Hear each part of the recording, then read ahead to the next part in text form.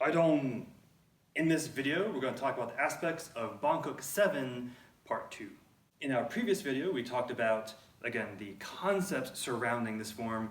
So let's talk about applications. We're going to talk about, as with all these others, 3 applications that, again, might look a little bit weird if you don't, again, parse these ideas, but they actually work if you actually apply them. As with the previous video, all of these ideas are, again, my own, right? So none of these are from the Federation. Again, none of them are canonical, but I do want to, again, give you guys ideas, again, ways to think about these techniques, because some of these seem really strange if you don't, again, parse them a little bit. So the first technique that I want to talk about is the really weird one in the beginning. Like, if you've gone through the form, you know what I'm talking about, right? So the idea is we're here, we cut, and then we do a nice knee up kind of technique, and then we turn into our pow swing say. So that seems really strange, again, if I do it towards you, so I don't hit anything else. Right, so if we're here, we cut, spin through, cut, and then knee up, and then we turn, and then go face off against the other opponent. That seems really weird, right? So now you might think this is very similar to, again, another move that you've done before. So again, where have we seen something like that? Something very similar is from Yedo 2, right? So for example, come back around and then, oh. So this here is actually letting me have a little more reach with our cut. So what we're doing, right, so we're here, we're cutting, spin through, cutting. They're trying to really get far back, so I'm going to really reach here and actually can use this knee to actually give myself balance, not only cut further, if I need to, cut lower, right? So it might be, so again, giving you a few options here. So one could be clear, or maybe getting the wrist, clear, strike, and if they're actually falling, so if you actually did strike them, they're falling down, you actually use this knee up, kind of cut lower if you need to.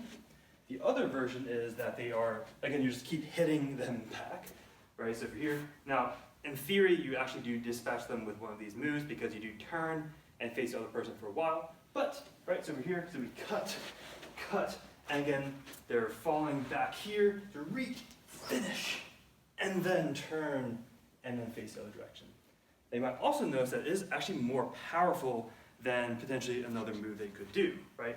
So if I just did 1, 2, 3, and just step forward with the cut, it's not going to give you that big walloping cut, right? So the fact that we're coming in with that knee up kind of lets you, again, pivot out with the cut if you need to. So it gives you a little more power with that long range cut.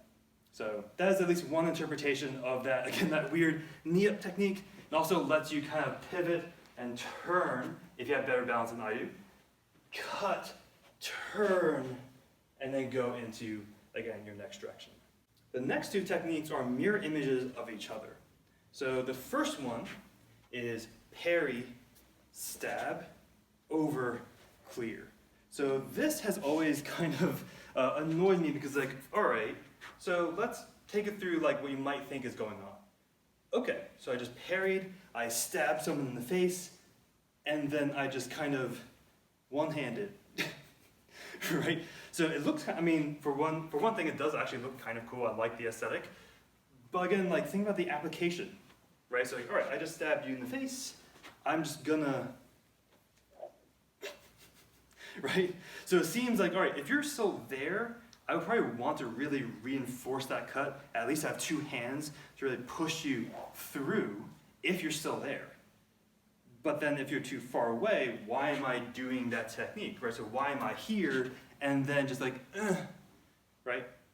Because, it's also unlikely because what's our next move? Yes, it is a center cut, we talked about in the last video. This is mostly the stop your momentum, because then we're going into another direction for that parry. So, now if you want to kind of change the interpretation here, where you're doing your stab, they're backing off, and then you come in to finish them off with that cut, cool, right? So more power to you. But let me give you another potential way you can interpret this.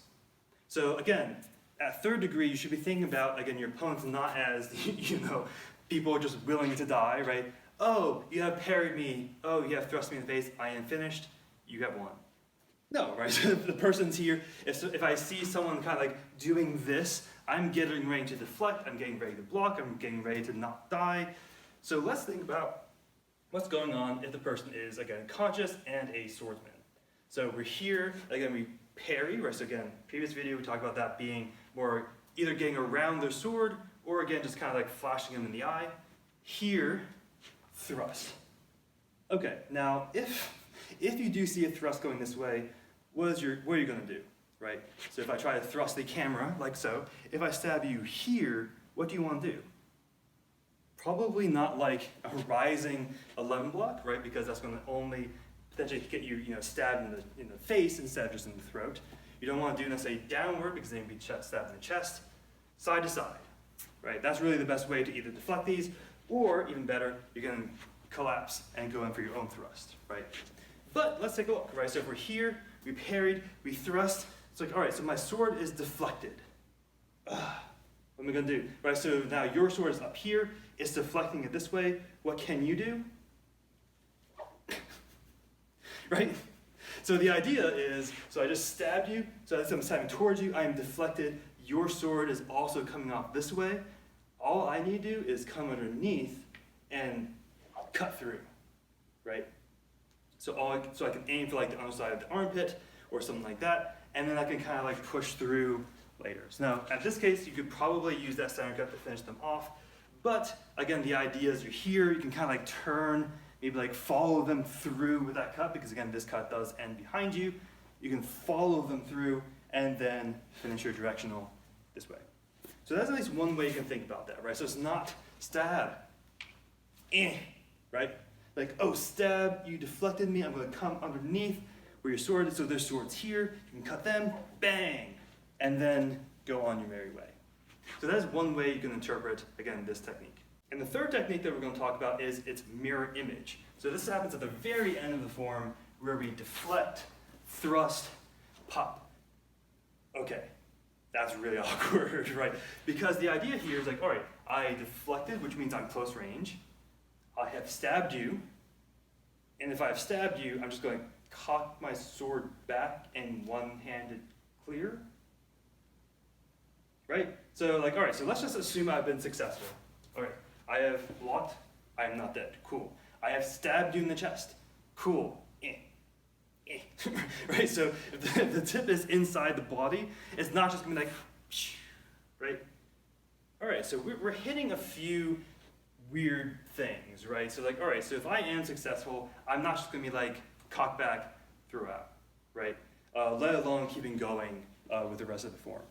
So this is what I recommend. So it's gonna be very similar to what we just did in our previous video, with our previous technique. Again, deflect. Again, I mentioned in the previous video, this is also talking about, again, a more offensive block. You can actually use the collapsing motion of your sword, kind of keep their sword here, but also hone in your blade for your thrust. Now, this is going to be a difference between what you actually see in the form and what you actually do in combination. This cannot aim for the chest. It just can't, right? So if we're here, we aim for the chest. So first of all, if we are actually doing this fighting, I would recommend do this, again, with a consensual partner, and also with armor, and also ideally with curved swords, so definitely armor to make sure you're safe, etc. But the idea is you're here, and if I actually do try to stab that person with this close range, I'm going to get them in the arm, right? If I do try to get them in the chest, I have to be like, right? So in general, this is not going to be a really good technique for chest level. So it must go higher. So where can we go? Obviously we can go for the face, right? Which oddly enough is not always as instant kill as you might think. So what I'm going to say is you actually want to aim for the throat for a few reasons, right? So again, we're here, we collapse, again, catching the sword, using our guard to protect our wrist as we slide in for that thrust to the throat.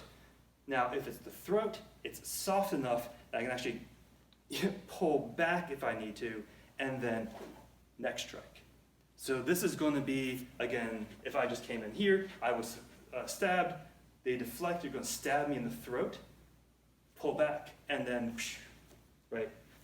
So again, full motion, right? So from here, actually not from there, that's the other one. Block, again, getting close range. You can actually even use your bicep to kind of help aim and stabilize. Thrust, get them in the throat. Tear out, neck strike, and then keep going with your technique. As with all of our application videos, I always want to make sure you guys are doing this safe, because theoretically this makes sense. Again, in my brain, I have not been able to do this as much with my students because no one is this high level yet. But I do want to make sure if you do practice this, especially with other masters, all of that stuff, make sure you are safe. So again, I recommended using curved swords. However, most curved swords we have are either metal, or jingum, right, which is not a good idea, or the mukum, which again, don't flex if you happen to actually get stabbed, or if you do happen to have a flexing metal sword, for example, from cast steel, which makes amazing stuff. Cool, but you still need armor, right? So you still need armor if you're going to be applying these. So again, with all my application videos, again, the responsibility is wholly on you, but also just make sure if you do apply it, which I do recommend, make sure you wear armor, make sure, again, your partner knows what's going on, partner understands and is consensual to the idea of striking each other, potentially with stabs again to the throat, so make sure you wear a gorget, all that stuff. So make sure you always take safety first. So with that, yeah, this is also pretty cool, right? So we've gone through all of the forms I'm allowed to go through in some detail, right? So we talked about aspects, at least 3 aspects per form for all, I think, was that 29 forms? Yeah, so for all 29 forms that I'm allowed to produce content on, we did a lot. So it's been a long time coming, so I hope you enjoyed all these aspects. I might come back and go through a few of the other forms, again, show you even more stuff that I like to do. I can do more application in the future, and also just talk about swordsmanship in general. So hopefully you enjoyed the ride.